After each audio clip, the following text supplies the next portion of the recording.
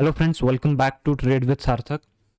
तो पिछले वीडियो में हमने बात किया था कि क्या पॉसिबिलिटीज़ हो सकती है जिसके अंदर निफ्टी में एक लोअर साइड में हम लोग निफ्टी में जा सकते हैं, दैट इज़ 15,600 के आसपास हम लोग जा सकते हैं। तो हमने बात किया था कि एक पॉसिबिलिटी हो सकती है जिसमें we might be making an A B C in this counter trend up move from 15,600 to 18,100। ये अगर एक पूरा काउंटर ट्रेंड मूव है तो वो एक पॉसिबिलिटी हो सकती है कि हम लोग फिर से नीचे जा रहे हैं। ओके, तो ये ए बी सी हो गया। फिर उसके बाद अगर मैं मार्क करना शुरू करूं, then I will get this as wave one, this as wave to,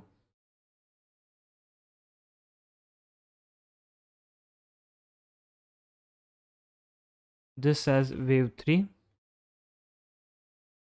and अभी जिस पॉइंट पे हम लोग है, तो उस पॉइंट पे अकॉर्डिंग टू अगर हम लोग सेंटिमेंट वाइज देखें तो we might have made a bottom today.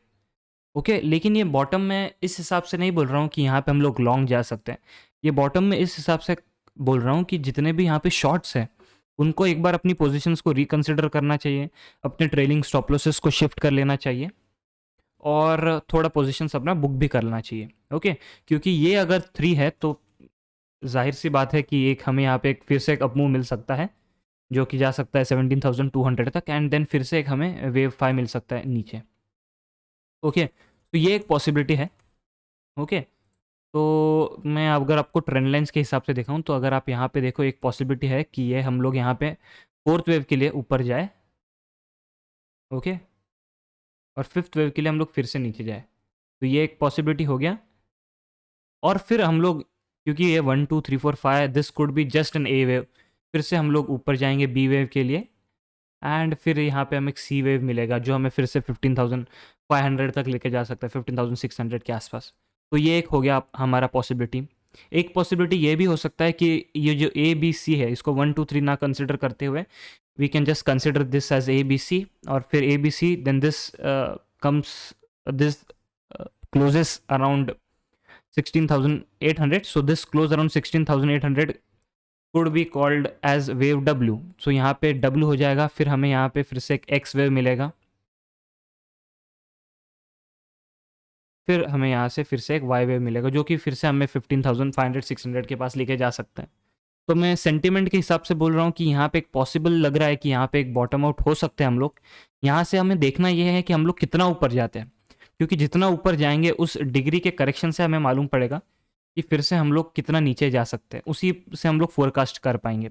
अगर हम लोग थोड़ा ऊपर जाते हैं, लेट से हम लोग 17,200 तक जाते हैं, थोड़ा कंसोलिडेट करते हैं, और एक दो दिन के बाद हम लोग फिर से एक बार हमें एक डेली कैंडल नीचे जाती हुई दिख रही है, तो फिर हम लोग ये कंसिडर कर सकते हैं कि दिस इज़ 1 2 3, ये एक 4 होगा, और फिर से फिफ्थ, फिर से ऊपर जाएगा ये बी के लिए, and then we are going towards 15,500।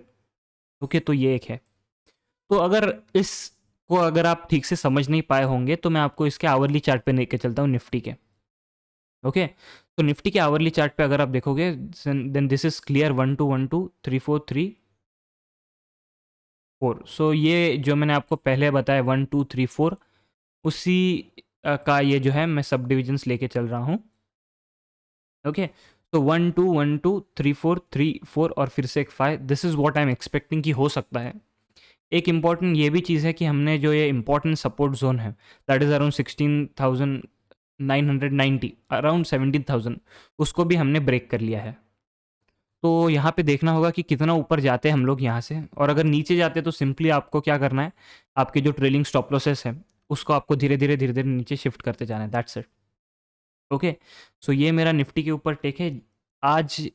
और आज फॉल होने से पहले हमने यहाँ पे एक आर्टिकल भी लिखा था, आप उसे tradewithsarthak.com पे जाके पढ़ सकते हो, if you go on to the latest section and if you click on the Nifty intraday update. अगर आप यहाँ पे क्लिक करोगे, आप यहाँ पे देख सकते हो दिस इज़ अराउंड 12:37।